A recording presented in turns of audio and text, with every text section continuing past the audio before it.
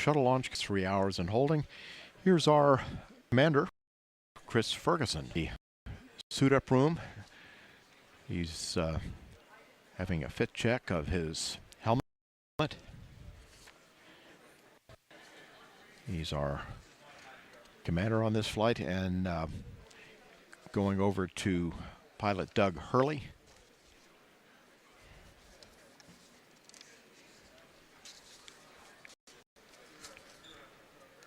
This is his second trip into space.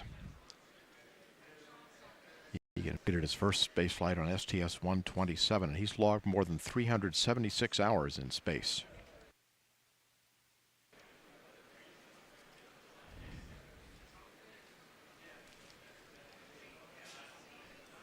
And here is Mission Specialist number 1, Sandy Magnus.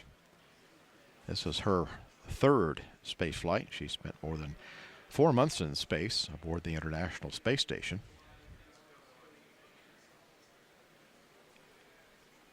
She flew on STS-112, logged 11 days in space, and then 4.5 months after being on board the space station as a member of the Expedition 18 crew. This is Rex Walheim. He's our Mission Specialist number 2. He's making his third space flight. He's spent more than 24 days in space on STS-110 and STS-122, and he's had 5 spacewalks totaling more than 36 hours. And he's served very effectively as the chief of the EVA branch. So the crew now is finishing their suit-up activities, and they are scheduled to leave for the launch pad in just about 25 minutes. And here they come.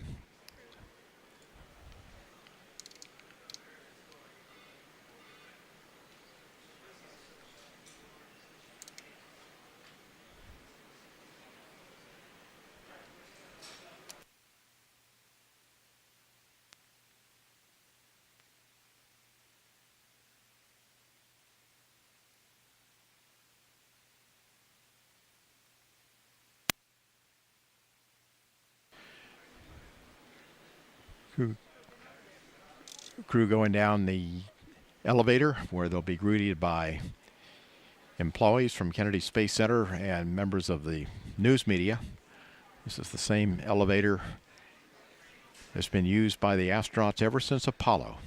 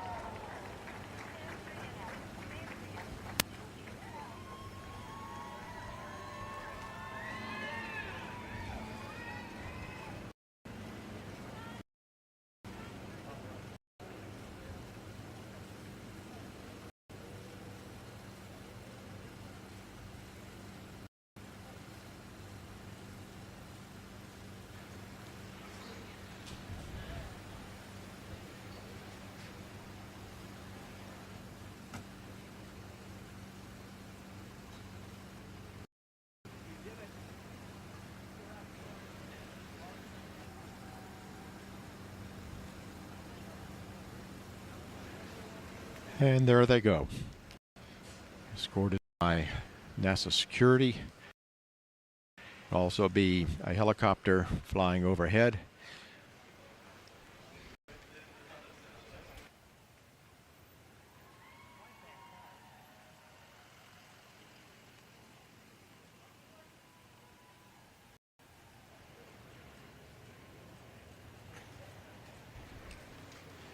It's about a 20-minute launch pad at 39. This is shuttle launch controllers. 31 minutes, 5 seconds, and counting. The flight crew is now in the access arm. Members of the closeout crew are in the white coveralls, and the astronauts, of course, are in the orange pressure suits. The crew will be assisting the astronauts with their helmets and other equipment as they enter the orbiter.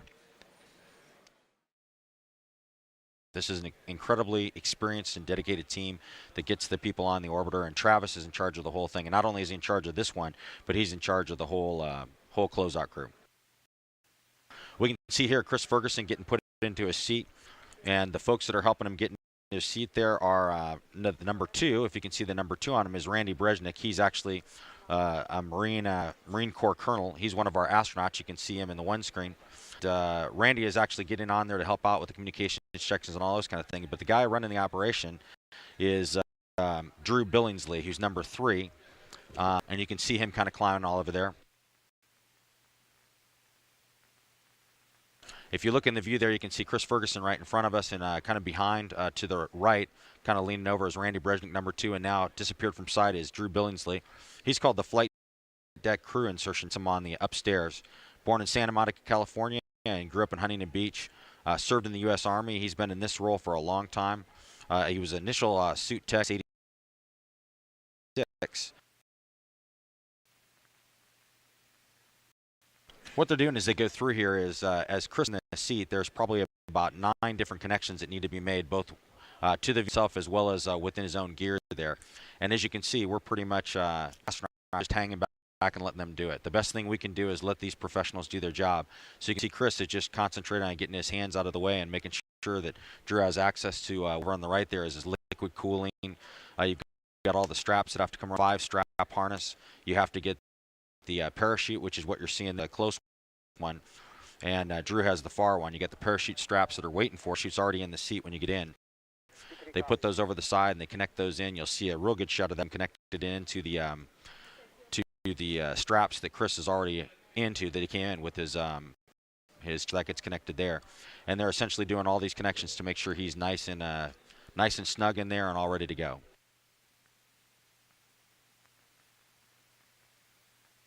So you talk about the 2 guys in there. Drew is this is be his 11th mission. I'm trying to remember Randy. And this is Randy's first one as the number 2. So this is the first time he's actually inside the vehicle doing this setup here. So I'm sure he's having a lot of fun. And this looks like Doug Hurley. Yes, it'd be Doug Hurley going in, Marine Colonel. He is flying as a pilot on this flight. This is his 2nd flight. Flew a few years ago on 127. And he's being helped there. You can see the guys out in the white room. They get everybody ready to go. Number 4 there is Renee Arians. He's another longtime member. And by the way, all the guys that we've talked about so far are USA employees, other than Randy Brezhnik, of course, who's the astronaut. But Renee has been with the United Space Alliance for a long time. 27 years in the space program. He's been for 40 launches. And he's just doing a great job for us. He's been the OVCC. He's actually had Travis Thompson's job. Travis is number 1. There's only about 3 or 4 people that are qualified to do that job at any one time, and Renee is another one, but in his flight he's actually filling the number 4 role. And so he does a great job with it. He's going to be the hatch technician when they close the hatch and take care of all that stuff. Now you mentioned Randy Brezhnik. He's the ASP, right? Astronaut Support Person. Yep, it's called Astronaut Support Person, yeah. When does he get on board? He gets on fairly early, doesn't he? He does. He comes out and gets everything prepared inside the crew cockpit before the crew gets out there and makes sure that all their gear is in place. There's a lot of things they don't bring with them. They don't carry out with them that we take out for them. And I did this job quite a while ago, and there's a lot of things you take out there, get ready. You essentially triple check the cockpit to make sure everything's in place. You can see Drew there working with Chris Fergie's communication gear. That's the white line that's coming down. It's actually from the back of the helmet that connects into the system, but that's the line that communication comes through. So you see that wraps around a couple times. And the black piece of gear we call the hot dog there, that's the quick disconnect. Everything that he's being strapped into the shuttle with has a quick disconnect, so they can just pull things instead of having to tightly undo things. Everything just has a quick pull that they can take apart in case they would have to get out. If there's some kind of emergency at the pad and instead of launching they're going to have to get out, there's a bunch of quick disconnects you pull, so they can just, for Chris, he would roll to his right, drop down on the MS2 seat, which Drew or not Drew, but Randy Breznik is kind of on over there on the left. He would drop down on the seat down there and then get out of the vehicle. So that's part of the reason why it takes so long, is because everything's an intricate thing. You don't want anything to be tangled up. You don't want anything that can slow the crew member down if they need to get out of the vehicle. So. And this is Sandy Magnus. She's our mission specialist number 1. So when she gets in, I think she's going to be on the flight deck in the aft right seat. Step 628. That's correct. We got a good view of it now. They are complete. Doug has gotten in from the middeck, and you kind of have to go in through the middeck through the hatch, and in the middeck you kind of take a right, about a 90-degree right. You have to go through the ladder access, which normally when you're vertical you'd be climbing the ladder. In this case you're going right, and then you actually crawl on the aft panels, and you can see that Randy's actually standing on the aft panels there as he gets folks ready to get in the vehicle. So we've got things down there that protect the aft panels. Certain place where you can stand, like you notice, for instance, Randy's not standing on the switches. We can't stand there. But it's kind of intricate. You have to weave your way around, and so you come in the hatch, you turn to your right for about 90 degrees, go about 5 feet, you drop into the aft panels, aft lower panels of the flight deck, and then you climb up on the Mission Specialist 2 seat, and then you have to get yourself up in the pilot or commander seat. So these are the hardest 2 seats to get into, and it's kind of a monkey bar thing. There's a grip up there that they grab with their hands, and then they put their feet up there, and oftentimes you'll see the technicians, either Drew or Randy, helping them get their feet up there and get all situated. And then the critical thing is getting yourself on the parachute correctly. You want to get yourself all the way down in the seat as far as to the seat pan as you can, because the shoulder straps of the parachute can be quite painful if you don't get those a little bit loose. So you want to make sure you're as far down in the seat pan as possible. So you'll see a lot of adjustments here where they're pushing on them and pulling on people and getting them in the right place. And it's kind of a manhandling task. Obviously with the suit weighs a lot. It usually weighs about 50 to 60 pounds, and so they're carrying a lot of extra weight, and it's bulky, and it's hard to get where you want to go. And that's why we have so much extra help in there for these guys. This job is almost impossible to do yourself on the ground. On orbit, it's pretty easy. You just have to set things up, and you're floating, so it's a lot easier. You can move around a lot more readily, and the bulkiness doesn't hurt you nearly as much when you're in 0G. CMT and MT adjustment is complete. Ready for IMU platform positioning. Copy that. Next milestone is a check of the orbiter's flight controls. TLS is go for purge sequence 4.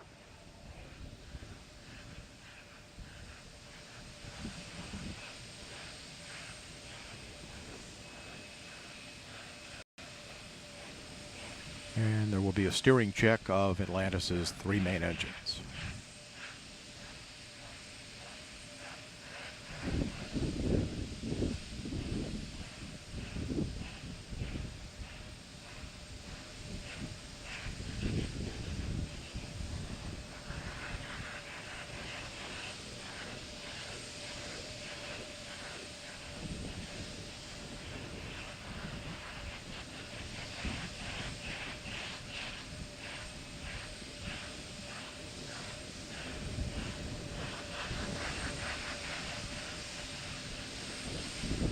Verifying now that the main engines are in their start position.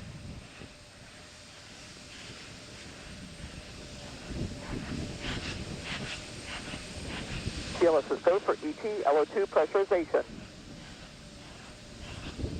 Starting now the retraction of the gaseous oxygen vent arm, the vent hood.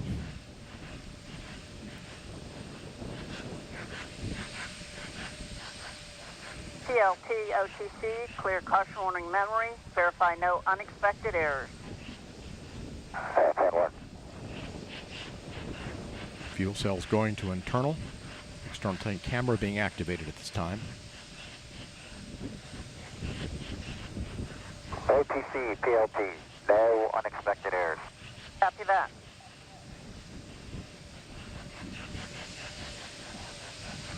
Flight crew OTC, close and lock your visors and initiate O2 flow. That's in work. T-minus 2 minutes. TLS is go for ET LH2 pressurization. Solid rocket booster camera is being activated.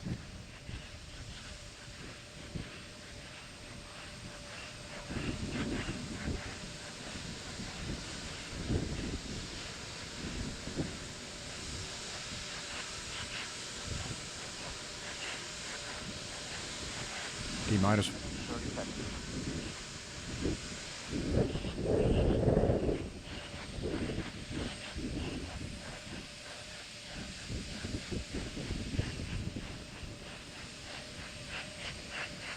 sound suppression water system is being armed.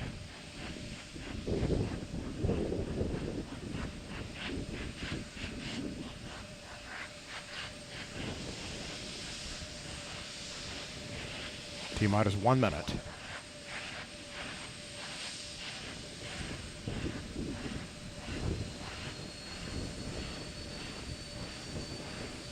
But oxygen and liquid hydrogen fill and drain valves are closed.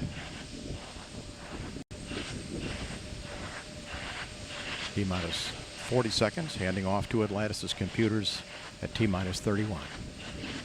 T minus 35, 33, Clock will hold at T minus 31 seconds due to a failure. and we have had a failure. Grand launch sequencer We had a problem on the GOX retract switches. NNTDSP. Go ahead. Yes, sir. We need guys to go do the verification per the LCC, please. All right, CMAC? Yes, CMAC. The LCC says we need to verify using a camera, and we're positioning camera 62 right now. Okay. Let us know as soon as 62 is swung over and you can verify LCC for GVA retract, please.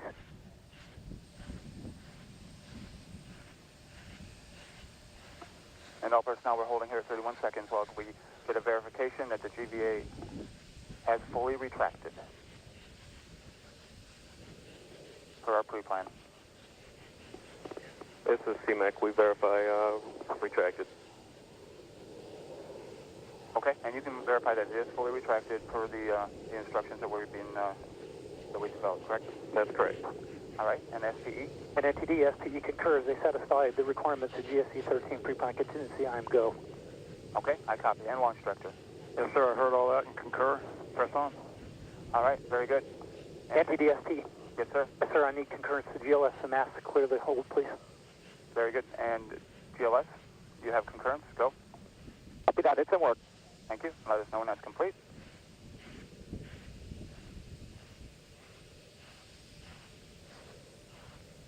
NTD, we have it in work. All right, guidance.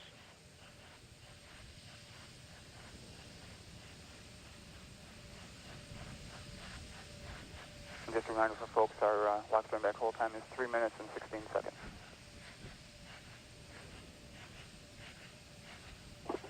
NTD, CTLS on 212. We're ready to go. All right, very good.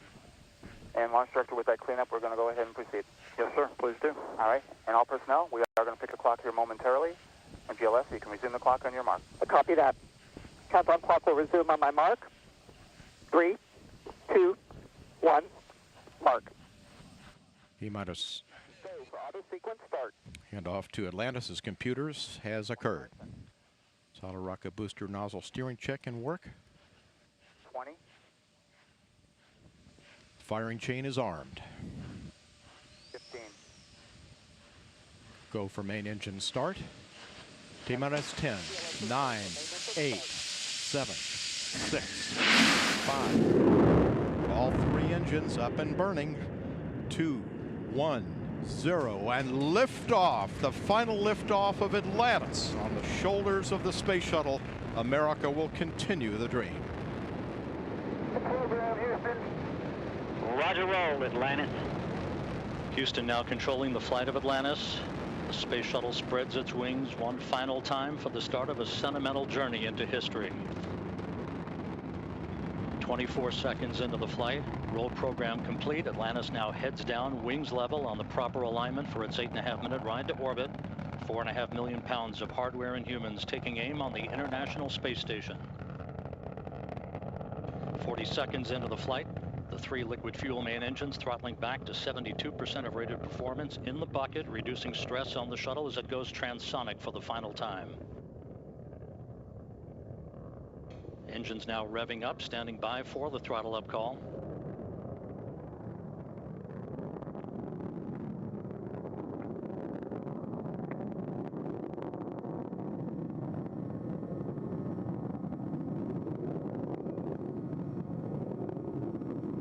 Atlantis, go at throttle up, no action, DPDT.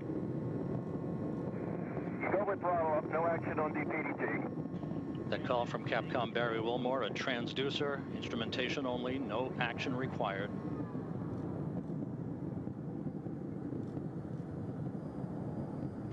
Atlantis now 15 miles in altitude, already 16 miles downrange from the Kennedy Space Center, 1 minute 40 seconds into the flight.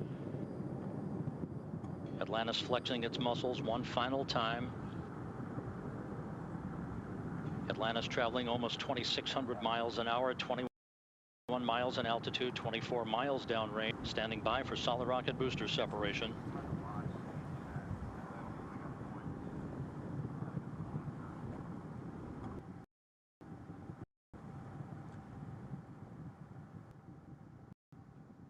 Booster officer confirms staging a good solid rocket booster separation. Guidance now converging. The main engine steering the shuttle on a pinpoint path to its preliminary orbit. 2 minutes, 20 seconds into the flight. Atlantis already traveling miles an hour, 35 miles an hour downrange. The propulsion officer reports the orbital maneuvering engines have ignited. Atlantis kicking on its afterburners for 1 minute, 23 seconds for the final phase of powered flight. Atlantis, 2-engine TOW. 2-engine TOW.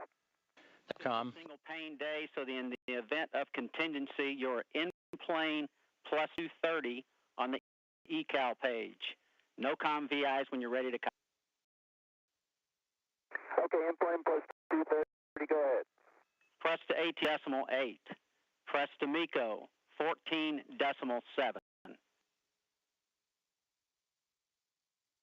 Press to ATO, 10.8. Press to MECO, 14.7. That's a good readback, Atlantis. Because of the slightly late launch time, Capcom Barry Wilmore reading up to pilot Doug Hurley the updated abort boundaries for Atlantis, which is flying on the singular power of its 3 liquid fuel main engine, a fuel per second from the fuel tank. 3.5 minutes into the flight, Atlantis traveling 4,200 miles an hour, 54 miles in altitude, already 120 miles downrange from the Kennedy Space Center. 3 good main engines, 3 good auxiliary power units, 3 good fuel cells for Atlantis.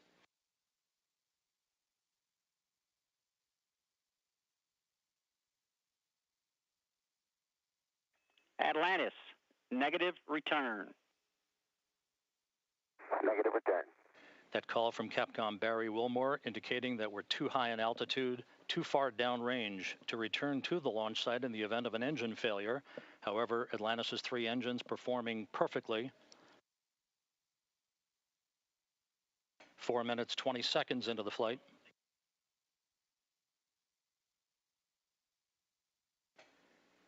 Atlantis currently traveling 5,500 miles an hour, 62 miles in altitude, almost 200 miles downrange. 4 minutes of powered flight remaining. Atlantis speeding straight as an arrow toward its date with the International Space Station Sunday morning.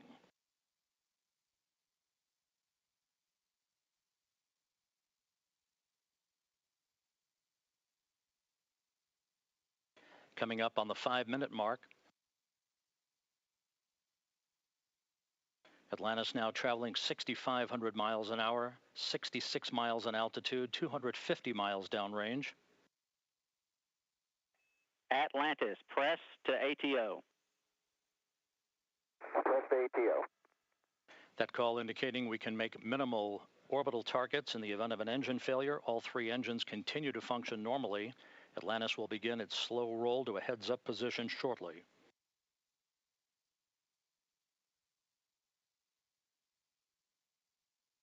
5.5 minutes into the flight. Atlantis traveling 7,700 miles an hour, 315 miles downrange. Atlantis, single engine, ops 3. Single engine, ops 3.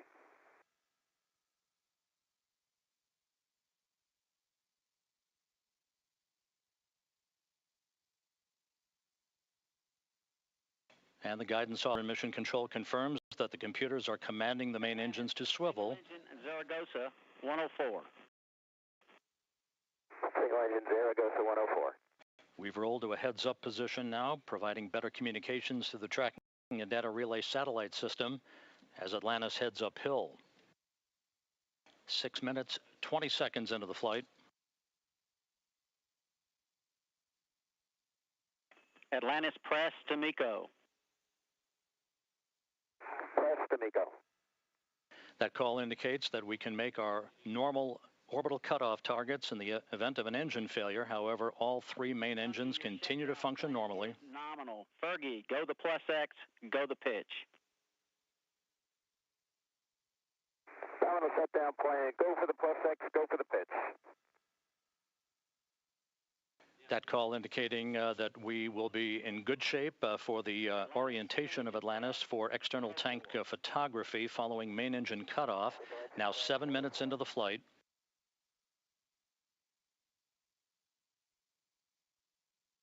One minute, 20 seconds till main engine cutoff. Atlantis traveling 12,000 miles an hour.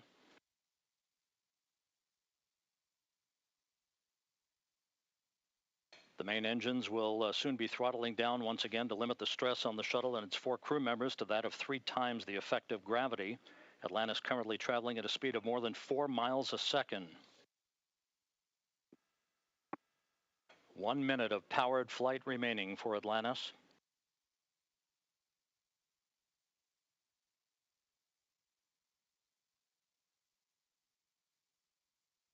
Three good main engines, 3 good auxiliary power units, 3 good fuel cells.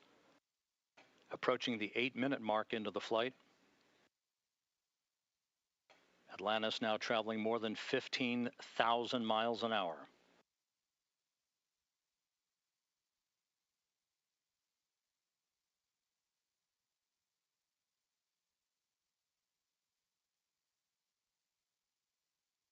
Eight minutes, 15 seconds into the flight, standing by for main engine cutoff. That'll be followed a few seconds later by the separation of the external fuel tank.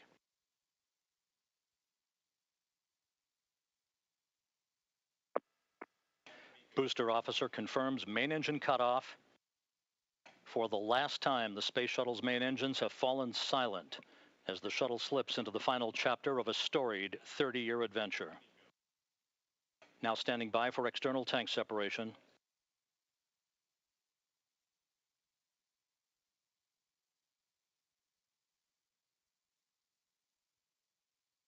Atlantis. Commander Chris Ferguson will be maneuvering Atlantis now into an orientation to enable Sandy Magnus to capture digital still imagery of the external fuel tank as it drifts away. So OMS 1 is not required. Your preliminary OMS 2 TIG, 37 minutes. 37 minutes, no OMS 1 required, thanks.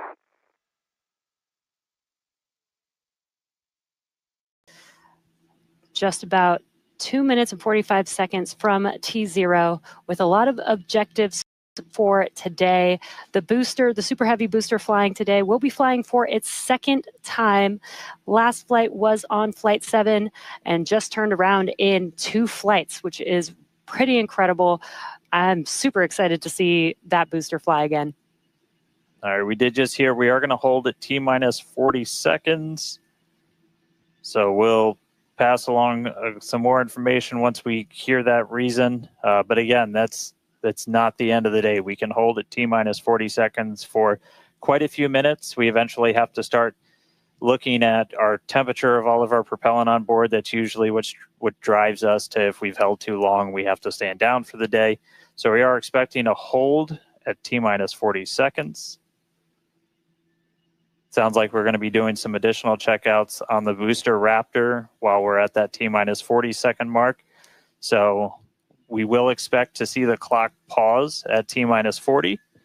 And then again, we've got a couple of minutes. They can work through the issues. If we're able to clear them, we can still launch today. If it's something that we can't, we can always stand down, turn around, recycle, fly again tomorrow.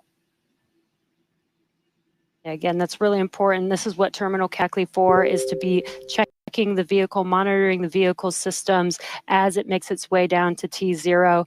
And again, this gives us the ability to catch anything and be able to hold, as Dan has been saying, and recycle if we need to, or pause so that we can work through those issues and see if it's something that we need to stand down for. And as Dan mentioned, we will be holding at T minus 40 seconds, so in about 20 seconds from now.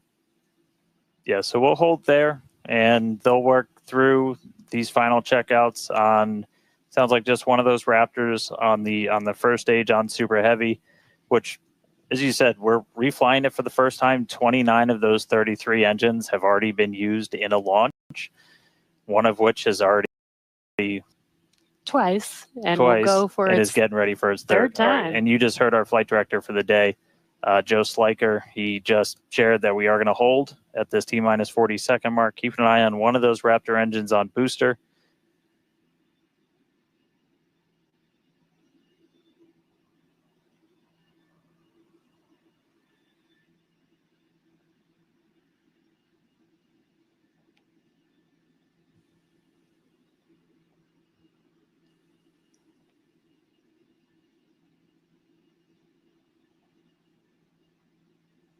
And if you're just now jumping in, we are holding still at T minus 40 seconds.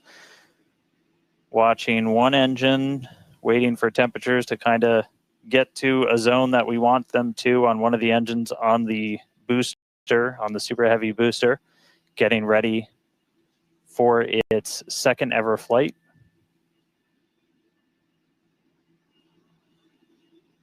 We'll just continue to hold. Again, we can hang out here for several minutes. We held for a while on the first attempt last time, and then cleared it, and then we triggered a different issue on the ground side. But again, this is exactly what it's for. This gives us the best chances at success. And the clock is rolling. There we go. All right. T minus 30. Let's listen in. Watch that first flight proven Super Heavy. Get ready to take off from Starbase.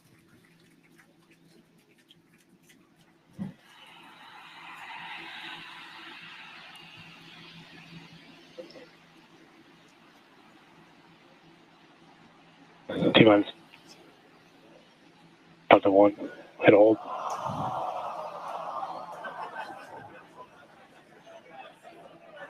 We did have a hold, and looks like the clock jumped back to T minus 40 seconds.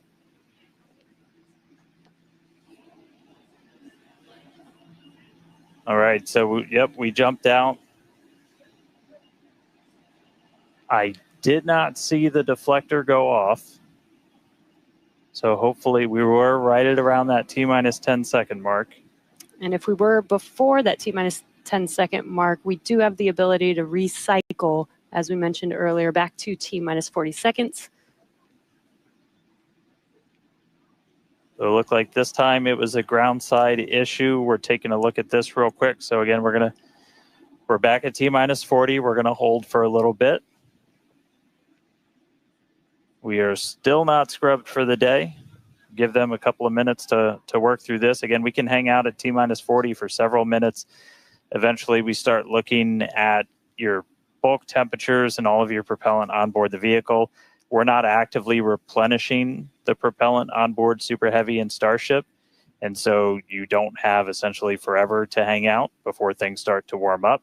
And you do want to make sure your temperature's in a really stable range for a healthy startup on Raptor engines. So they're going to work through this issue. We can continue to hold here for a couple of minutes. What's launch without a little extra added excitement?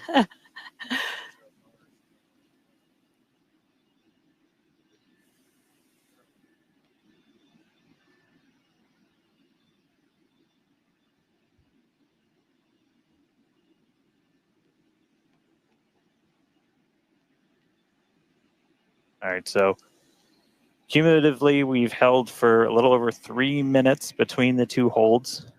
Again, this is a ground side issue on our tower. The techs are looking through the data right now to see if it's something that we can either work through or if it would cause us to have to stand down. So we're continuing to hang out with them, holding at T minus 40.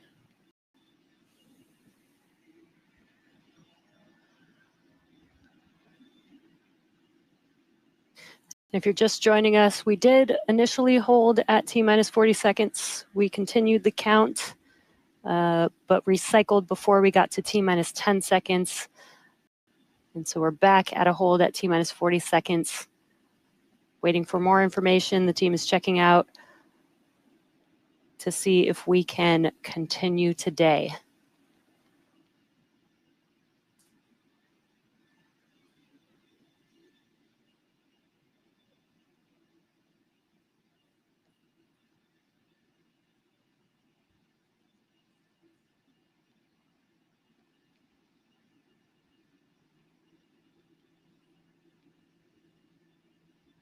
And we're continuing to hold here at T-minus 40 seconds.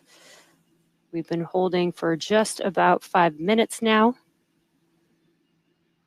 as the teams evaluate if we can continue to T0 for Flight 9.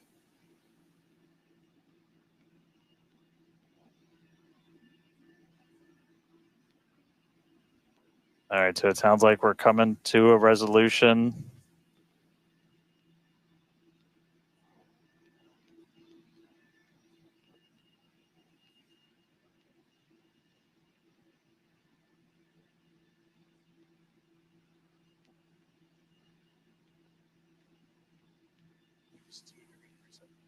All right, so we are getting to a resolution. We're going to reset everything.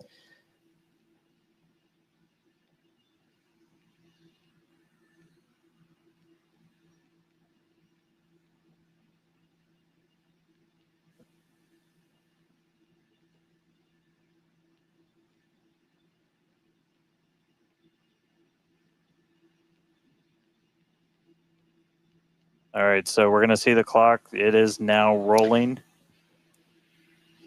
Here we go. We saw an issue with that quick disconnect to the ship. There is a chance that automation will kick us out again if we encounter the same issue.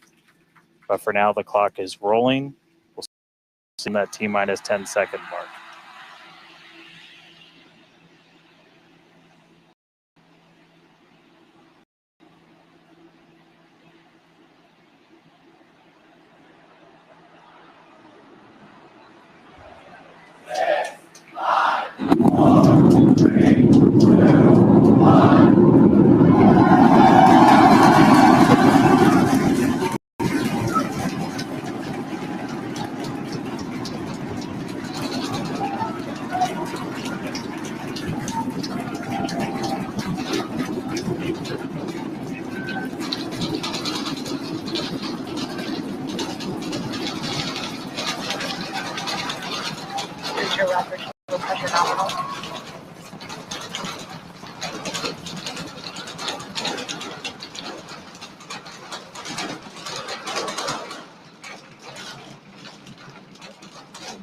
T plus 40 seconds, it's one hell of a sight from here. We see it arcing right over top of us. We see 33 out of 33 Raptor engines lit on Super Heavy as it starts to ascend skyward.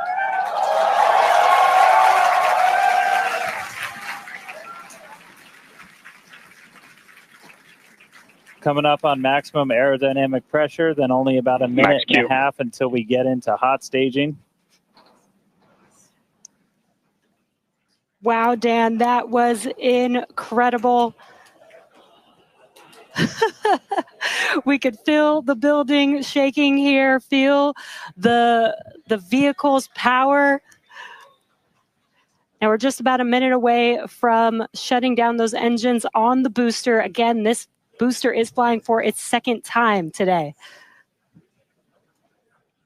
All right, so hot staging coming up a little under a minute. We're going to see all but the 3 center engines turn off on the booster. So our version of MECO, most engines cut off. And then just a few seconds later, hoping to see 6 engines ignite on ship to push it away.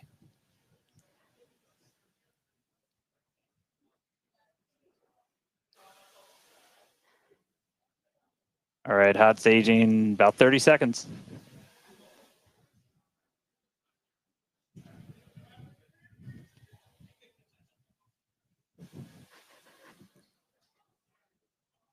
And definitely keep an eye on which way the booster flips. First ever directional flip we're going for today should flip straight up.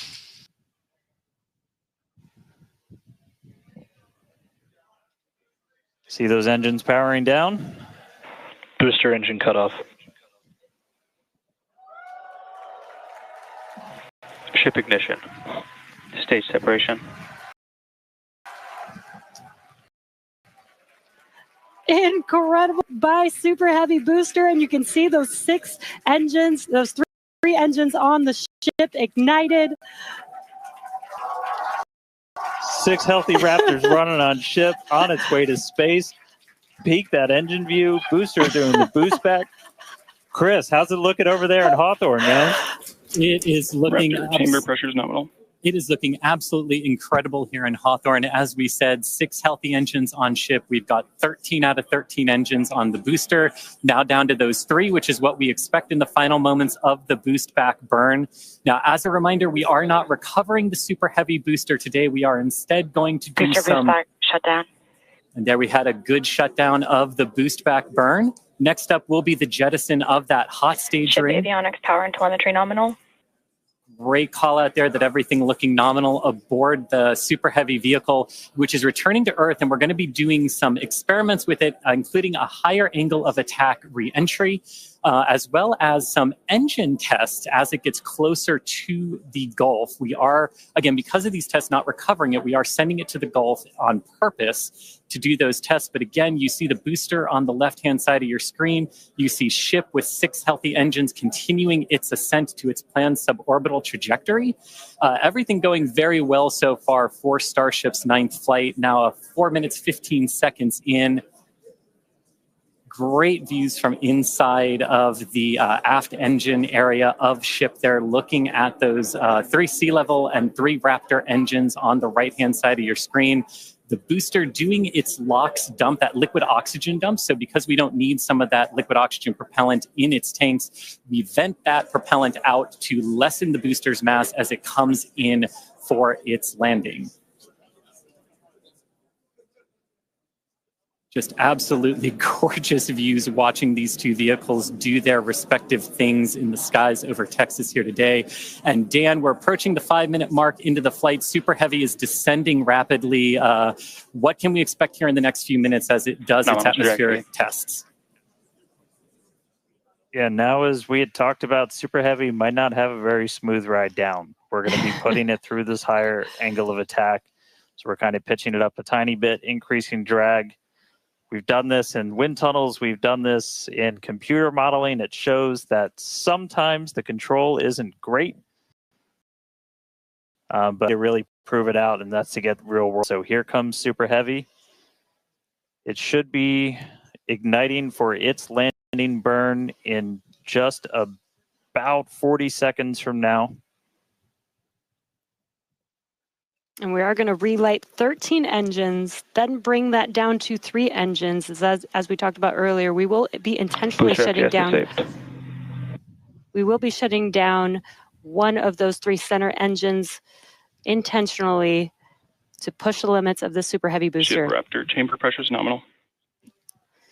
And continuing to see 6 healthy engines on the ship. 3 sea level and 3 vacuum engines still ignited as the Super Heavy booster is making its way back down to Earth. We can see those grid fins doing some heavy work. Booster landing startup. Ignited for our landing burn.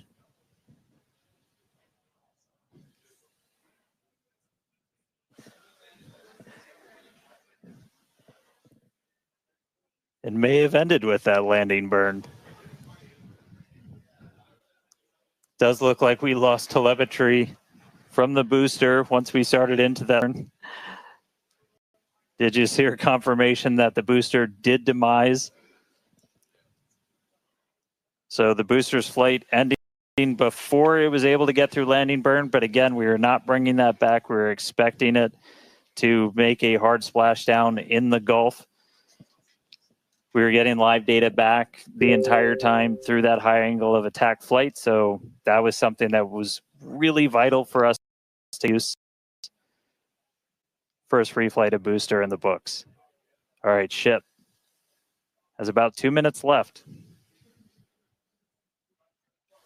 In about 2 minutes, we expect all 6 Raptor engines to shut down. That will be SECO basically second engine or second stage engine shut off. And these are some incredible views, Dan, from the aft end of the ship, watching as the engines stay ignited with the Earth in the background. As always, the Starship avionics team, the techs. I think we just heard the booster. But all right, we got about a minute left into this burn. All eyes definitely on ship as we get through the final stages into its ascent. We're expecting it to start to cut those engines off in about 45 seconds.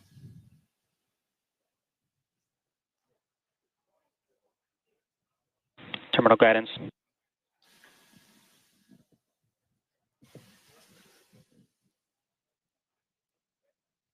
All right, just about 30 seconds to go. We're in terminal guidance. In the final stages of this ascent burn. We did see shutdown of the Raptor engines. We do stagger these, so we do the Raptors first. Those 3 have shut down successfully. Sea levels still running. Ship engine cutoff.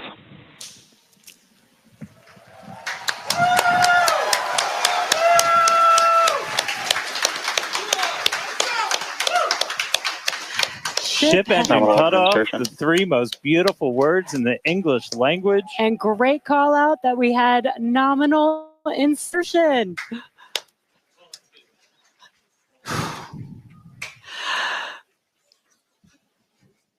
An incredible flight test so far today. We reflew a super heavy booster for the very first time in 9 test flights. Ship is in its orbital trajectory. Again, it's going to remain suborbital for its mission today.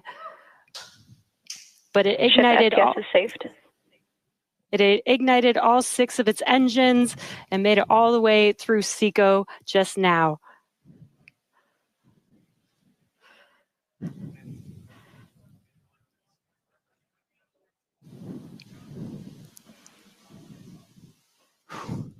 What a moment. Incredible. All right, but I mean, that's still lots to come for the rest of this flight. Per usual, I need to collect myself. Hey, Chris, how's it going over there in Hawthorne, man? How's everybody doing? I think the elation and the excitement and the happiness at what we just saw achieved carried through across all of our sites. What an incredible view to see Starship back orbiting the Earth just under 11 minutes into our mission. Absolutely exciting to see all of this and super pumped, especially to see all of the team's hard work in action here today. As guaranteed, it has been an exciting evening so far for Starship's 9th test flight. We lifted off a little bit after 6:30 p.m. at holds that were triggered at the T-minus 40-second mark, but we were able to clear those, 1 on the Raptor, 1 on the tower, and we were able to lift off successfully from Starbase. 33 out of 33 Raptor engines lit on the Super Heavy, all 6 engines lit on ship, bringing it to its planned suborbital trajectory around Earth. But as Dan said, we've got a lot still coming up in our flight sequence. So coming up at about T plus 18 minutes, 26 seconds, we'll have the first deployment of simulated Starlink satellites planned from Starship. That will be followed at about T plus 37 minutes and 49 seconds by the relight of a single Raptor sea level engine in space. This is going to help us gather data on our ability to do a deorbit burn for future Starship missions that will go orbital. And then, of course, one of the biggest tests yet to come is the new heat shield modifications to Starship. And that'll start with reentry into Earth's atmosphere at about the T plus 45 minute mark, which should take about 16, 18 minutes to complete.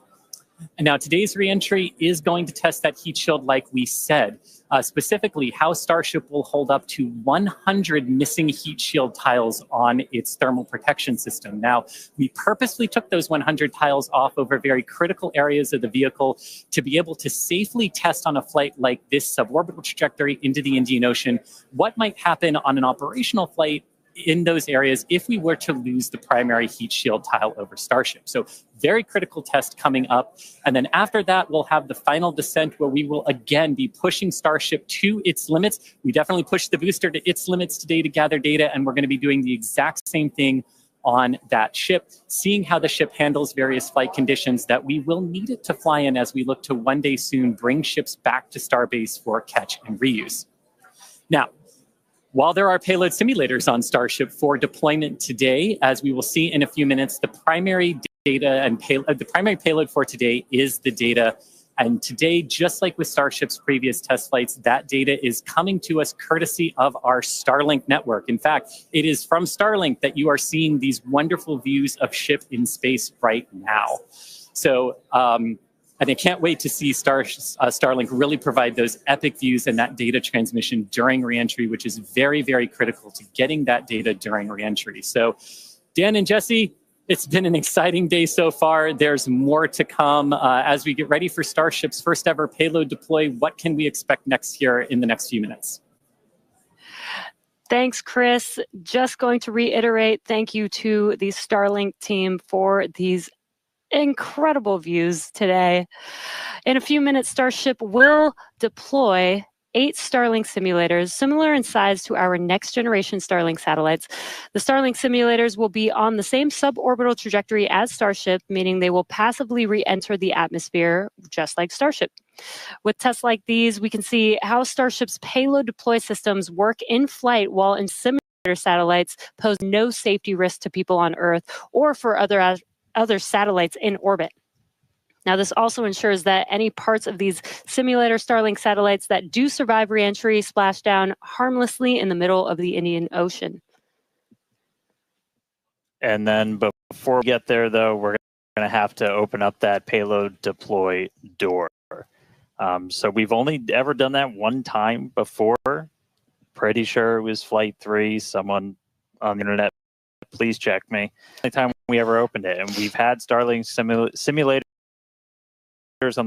but we haven't gotten to this moment yet where we're able to open up the payload door and start to it's going to be pretty cool. We've got them stacked inside of the Stargate, and we'll have potentially a couple of views. You saw one camera pop up.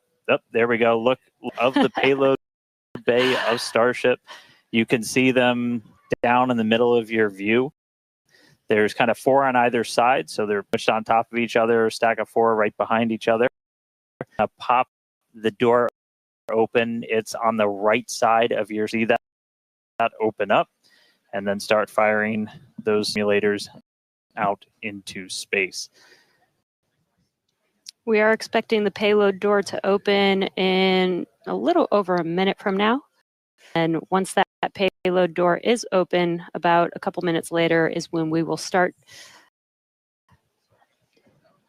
Starlink simulators. What a great right view. at the bottom of the stack. We should be able to see them kind of firing out from right there. So really, and eventually these are going to carry dozens of the next generation of Starlink satellite into space, and those are going to enable some insane things in terms of and what we're able to do.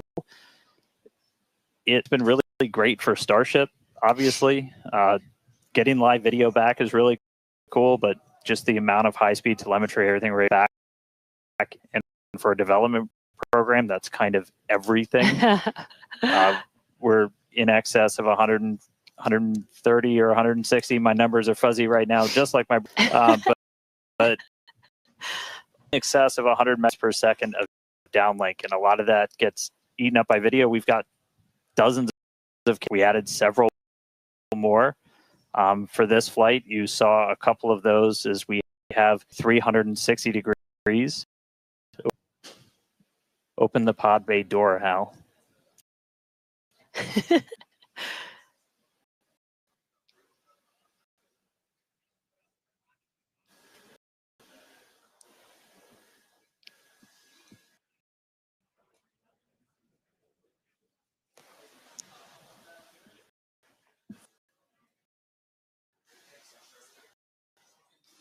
Now we are expecting the payload door to open any moment now.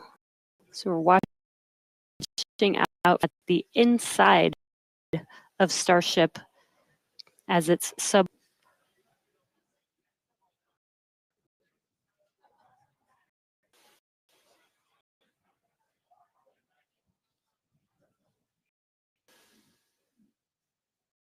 Well, we heard the door open was in progress. It was unable to actuate all the way in, so they are going to close it back up. Told me no. Said, I'm sorry, Dan. Do that. Looks like we won't get the door open. But that's okay. This is obviously a test we want to be able to do before we're deploying. The real focus for this, now that we are is getting to that reentry. That is the most phase of ship that we still have to.